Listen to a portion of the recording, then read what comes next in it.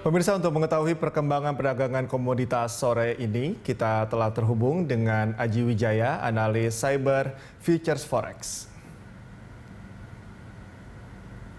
Halo Mas Aji, seperti apa tren perdagangan komoditas hingga sore ini? Komoditas apa saja yang mengalami kenaikan harga? Iya Mas, komoditas hari ini yang sedang saya sangat amati adalah harga. Halo? Ya, silakan Mas Aji. Oh, udah mulai ya? Oke, silakan. Silakan dilanjutkan dengan informasinya Mas Aji. Oke, komoditas hari ini yang saya sangat amati adalah harga emas, karena harga emas menunggu respon terhadap reaksi Amerika selanjutnya. Kemarin hari Kamis jam 2 pagi, dini hari, Federal of Reserve memutuskan untuk membeli obligasi guna mendukung pemulihan ekonomi Amerika, tapi dengan durasi yang lebih lama. Oke. Lalu kemudian untuk dinamika politik sendiri, seperti di Amerika saat ini sudah ada pengumuman calon kabinet dari Joe Biden. Bagaimana pasar merespon hal ini? Nah, ini yang sangat menarik, Mas, terhadap kabinet-kabinet Biden. Tapi yang paling saya amati adalah mantan ketua Fed, Yellen, ditunjuk sebagai Menteri Keuangan. Nah, kalau kita lihat perbedaan Biden dan Trump adalah, kalau saya melihatnya seperti ini. Trump adalah nasionalis yang sangat membela negaranya apapun dia lakukan. Walaupun kebijakannya sangat mengganggu negara lain. Sementara Biden, salah satu janji kampanyenya ketika dia menang, dia akan menghidupkan iklim yang lebih stabil dengan China.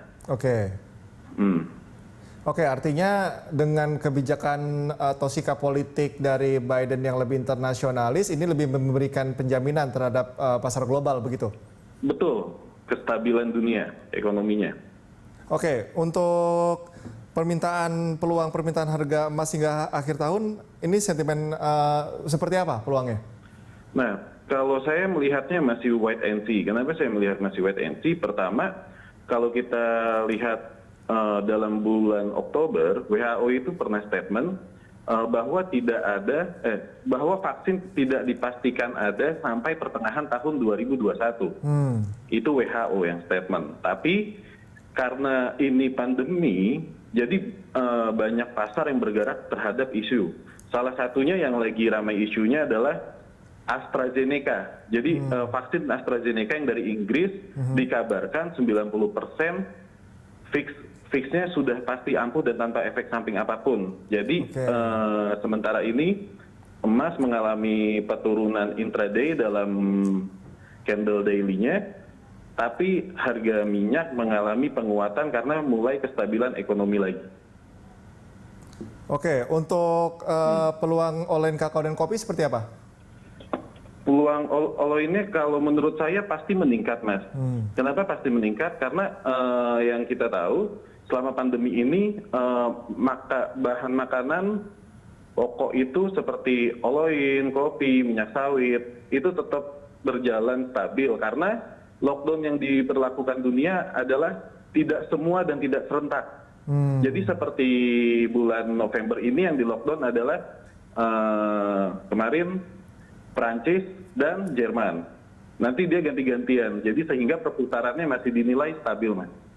Oke, artinya ketika tadi ada optimisme vaksin AstraZeneca tadi, ketika memang optimismenya itu kembali menurun, ini berpengaruhnya cukup signifikan tidak, Mas Haji? Berpengaruh signifikan terhadap apa? Terhadap komoditas sendiri.